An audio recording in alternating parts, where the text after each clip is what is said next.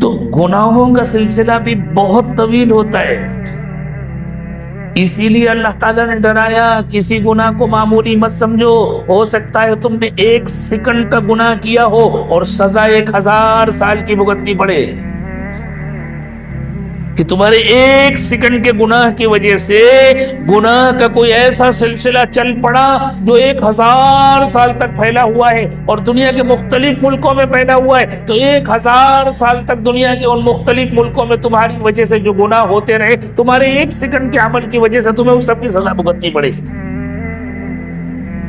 اس لیے گناہ بہت ڈرنے کی چیز ہے، چھوٹا سے چھوٹا گناہ بھی بہت خطرناک ہو سکتا ہے۔ فَمَن يَعْمَلْ مِثْقَالَ ذَرَّةٍ شَرًّا وَمَن يَعْمَلْ مِثْقَالَ ذَرَّةٍ شَرًّا يَرَهُ، ایک ذرہ کے برابر بھی جس نے گناہ کیا ہوگا، برائی کی ہوگی، وہ اس کے سامنے آئے گا، اور صرف وہی سامنے نہیں آئے گا، اس کا جتنا رد عمل ہوگا، اس کا جتنا ری ایکشن ہوگا، ہو سکتا ہے کہ وہ ہزاروں سال میں پھیلا ہو، وہ سب بھی سامنے آئے گا۔ اور کسی نیکی کو معمولی نہیں سمجھنا چاہیے، ہو سکتا ہے کہ تمہاری بہت چھوٹی سی نیکی کا بدلہ تمہیں ہزاروں سال کی نیکیوں کی شکل میں ملے، اور تمہاری ایک چھوٹی سی نیکی کے بدلے میں کروڑوں لوگوں کی نیکیوں کا بدلہ تمہیں ملے، اس لیے کہ تم نے کوئی چھوٹا سا عمل کیا، تم نے کسی کو مسجد بلا لیا، تم نے کسی کو برائی سے روک دیا، اور اس کا اثر، اس کا ری ایکشن 1000 سال میں پھیلا ہوا ہے، تو تمہیں 1000 سال کی نیکیوں کو بدلہ ملے گا۔ فَمَن يَعْمَلْ مِثْقَالَ ذَرَّةٍ خَيْرًا يَرَهُ، جس نے ذرہ برابر خیر کیا ہے وہ اس کے سامنے آئے گا، اور اس کے پورے ری ایکشن کے ساتھ، اس کے پورے رد عمل کے ساتھ سامنے آئے گا۔ اس لیے اللہ تعالیٰ نے قیامت تک کی مدت مقرر کی تاکہ لوگوں کو خوب اطمینان سے اعمال کر لینے دو، جن کو نیکیاں کرنا ہے خوب نیکیاں کر لیں، جن کو برائیاں کرنا ہے خوب برائیاں کر لیں، اور اس کے بعد ان کے پھیلنے کا جتنا سلسلہ اللہ کے مقدر ہے اتنا پھیل جائے۔ آپ کے گاؤں میں تالاب ہے؟